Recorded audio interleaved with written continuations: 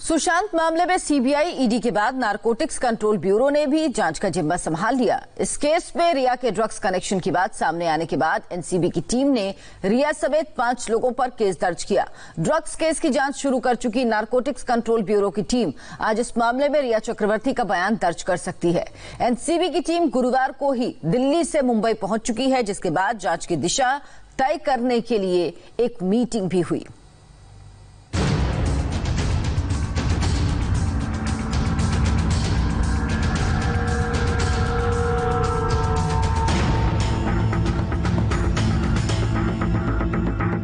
रिया चक्रवर्ती के D gang यानी drugs gang पर शिकंजा कसने के लिए दिल्ली एनसीबी की टीम मुंबई में डेरा डाल चुकी है।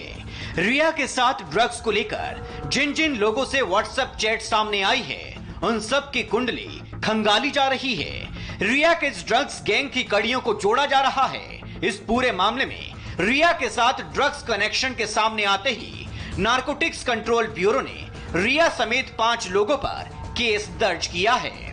रिया चक्रवर्ती पर एक नहीं कई आरोप हैं। कई आरोपों में फंसी रिया की मुसीबत अब बढ़ती जा रही है, क्योंकि ईडी की चिट्ठी के बाद ड्रग्स जैसा संगीन और गंभीर मामला नारकोटिक्स कंट्रोल ब्यूरो के हाथ में आ चुका है।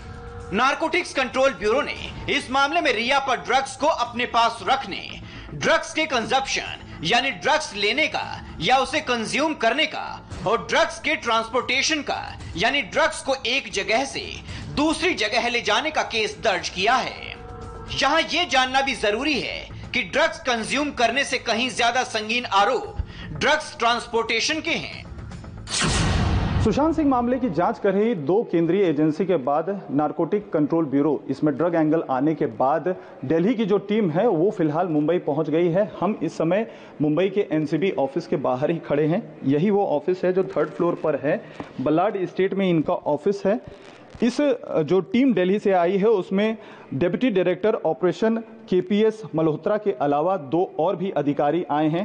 ये प्लान बन सके, ये जो है किस तरीके से इस मामले की जांच की जाएगी, इसको लेकर कब कब पूछताछ होनी है, इस पूरी की पूरी जो घटना है, ये पूरा जो एक व्हाट्सएप चैट से खुलासा हुआ है एक ड्रग एंगल का सुशांत के केस में लेकर, उसको लेकर कब और कैसे जांच करनी है उसको लेकर अभी यहाँ पर मीटिंग शुरू हो गई है।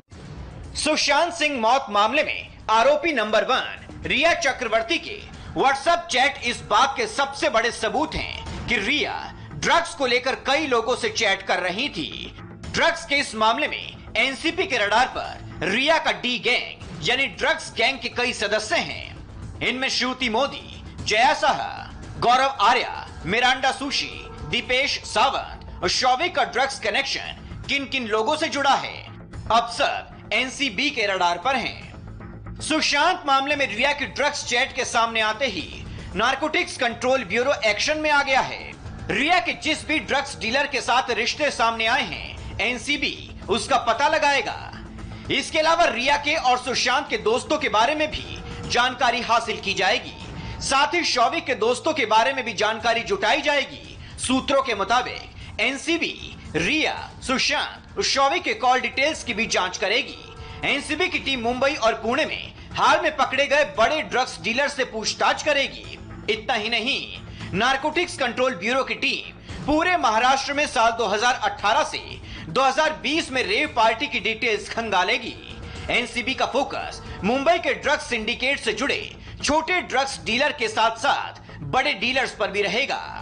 एनसीबी अपने इंटेलिजेंस सर्विलांस के जरिए रिया के सभी दौरों और पार्टियों की जानकारी जुटाएगी। इसके अलावा रिया जिन रेस्टोरेंट्स, होटल और कॉफी शॉप में गई उसका भी पता लगाया जाएगा। साथ ही रिया के फॉरेन टूर की भी बारीकी से जांच होगी। पता लगाने की कोशिश होगी कि इन टूर्स का ड्रग्स कनेक्शन और सप्लायर्स का कोई कनेक्शन है या नहीं। नारकोटिक्स कंट्रोल ब्यूरो के सूत्रों की माने तो इस केस को मजबूत बनाने के लिए अप्रूवर की भूमिका बेहद अहम होगी। अप्रूवर उसे कहा जाता है जिसे उस अपराध की जानकारी हो और उसे सरकारी गवाह बना दिया जाए। इन सब के बीच कई ऐसे सवाल हैं जिनके जवाब अब नारकोटिक्स कंट्रोल ब्यूरो की टीम को ढूंढना है। सवाल यह है कि क्या रिया ड्रग्स लेती थी, क्या रिया ड्रग्स बेचती थी, क्या ड्रग्स माफिया से रिया का डायरेक्ट कनेक्शन था, क्या रिया का ड्रग्स का कोई नेटवर्क था? मुंबई की नाइट लाइफ स्मैक, चरस, अफीम, गांजा जैसे ड्रग्स की खुलेआम बिक्री के लिए बदनाम है। रिया को भी नाइट पार्टीज का शौक रहा है। उसके ड्रग्स कनेक्शन के चैट सामने आ चुके हैं। रिया के वकील कह रहे हैं कि रिया ने कभी भी ड्रग्स नहीं ली